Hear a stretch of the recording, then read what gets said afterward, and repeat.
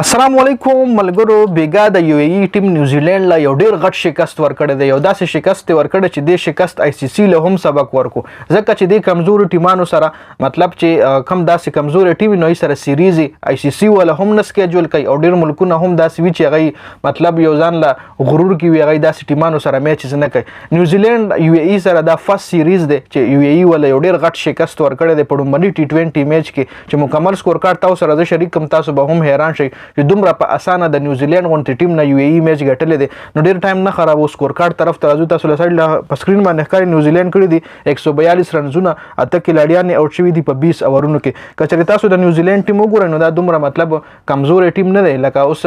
ډیر کسان دا سوي لکه ډیر ملکونه د انډیا مثال درکم چې د انډیا کله کمزوري ټیم سره میچ نو بیا غي روهیت شرما او ویرات کوهلی او دا غټ غټ پلیران چې کوم وی غي ډراپ کی او نوې کلاډیان لپاره موقع ورکي خدا د نیوزیلند فرست ټیم دی مطلب نیوزیلند چې کوم خک کلاډیان دی په ټیم کې شامل بوویس تاسو ګورئ 21 رنزونه کړی دي ټام سی فوټ دا یو ډیر غټ کلاډي دی 7 رنزونه کړی سانټنر 1 رنز کړی دی کلیور 0 چیپمن 63 رنزونه کړی دي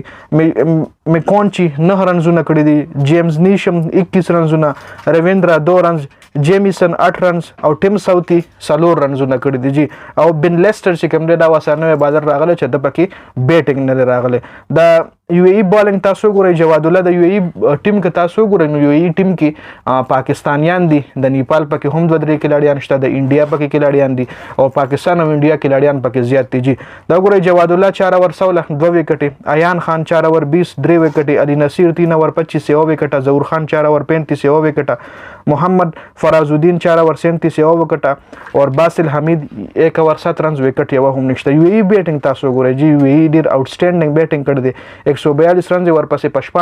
14 اور کې چیس کړی دي او صرف 3 کلاډیان یې وټي جو ګورئ تاسو لا اریان شرما 0 رنز کړی دي محمد وسیم 55 رنزونه کړی دي اروین 25 رنزونه آصف خان په 48 ناٹ آؤٹ او باسل حمید 12 رنزونه کړی دي نو صرف 3 کلاډیان آؤٹ او 142 رنز ورپسې په 14 اور کې چیس کړی دي او د نیوزیلند بالینګ کا تاسو ګورئ ټیم ساوثي تقریبا 4 اور کړی 32 رنز یو وکټه بن لیسټر 2 اور 17 وکټ یو هم نشته میچل سانټنر 3 اور 26 یو وکټه کایل جیمیسن 3 اور 30 یو وکټ کولی میکونچی 1 اور 14 وکټ یو هم نشته جیمز نیشم 3 اور 24 وکټ یو هم نشته جی دا نیوزیلند چې یو ویل مطلب داسې ټیم دی چې ډیر کمزور ټیم نه دی ویل بیلنس ټیم بوله زوی ما صرف تاسو وګورئ 2-3 کلاډیان دی مین کلاډیان چې کوم دی صرف دی کې نشته دی ته هغه کې تاسو د نیوزیلند کیپټن خبره کوي نو هغه انجر دی غلا واپس نه د کړي کرکټ لا او نور د نیوزیلند خو سترانګ ټیم دی مطلب څه کمزور ټیم نه دی خو یې ډیر په اسانه باندې داړم باندې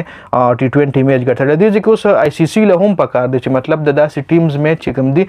ارینج کوي د سکیجول او سیریز سکیجول کوي لکه یو ای شو نیپال شو دا کم چې ښکته ټیمان دی افغانستان خو ډیر آوټسټینډینګ ټیم دی خو ډیر لږ ټایم کې ډیره غټه ترقي کړې ده نو داسې واړه ټیمان دي چې هغوی اني ټیم اپسیټ کولی شي لکه تاسو څو کتل په ټي 20 کې به کرکټ دی او داسې گیم دی چې دا اني ټایم چینج کیږي او بیا سپیشلی ټي 20 کې بال په بال باندې گیم یو طرف نه بل طرف ته وړی دی شي جی همدا یو شاړه غونته ویډیو ډیره زیاته مننه جی والسلام